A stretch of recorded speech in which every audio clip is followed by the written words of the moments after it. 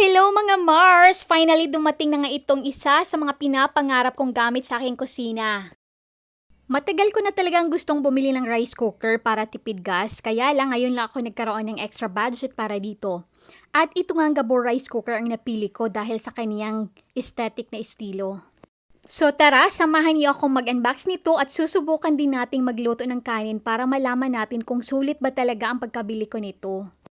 Sa mga magtatanong kung saan ko ito nabili, sa Shopee ko ito nabili sa Gabor Official Store.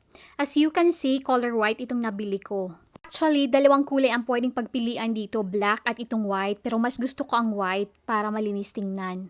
Sobrang safe nga ng pagkabalot nito. Ang nagustuhan ko rin sa store nila is talagang i-message ka ni seller. So pagbukas ko kanina, nandun yung cord at dalawang sandok. Yung isa para sa kanin, yung isa naman sa soup. Mayroon din itong kasamang steamer, measuring cup at manual. 1.8 liters pala ang capacity nito, sakto lang sa aming pamilya. Pero mayroon din silang 2.5, 3 liters up to 6 liters. Ang nagustuhan ko rin sa rice cooker nga ito ay non-stick talaga siya. So hindi na tayo mahirapang linisin dahil hindi na dumidikit ang kanin.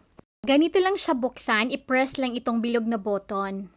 Then, makikita agad natin ang kanyang removable and washable upper cover.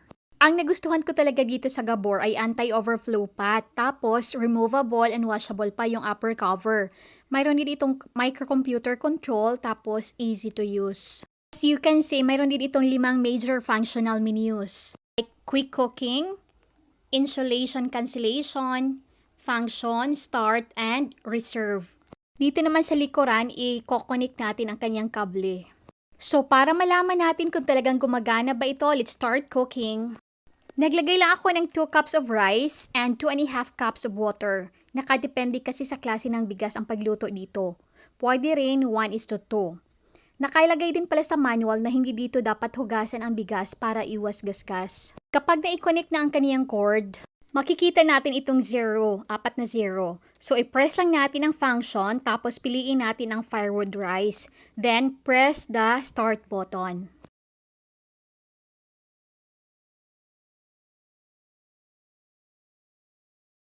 Hintayin lang natin ito ng mga 15 minutes at luto na agad itong ating rice.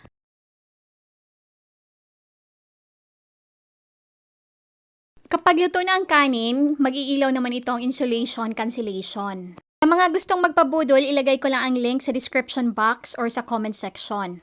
Napaka-perfect talaga ng ating kanin, so talagang gumagana itong ating Gabor rice cooker. Maraming salamat sa inyong panunood. See you on my next vlog.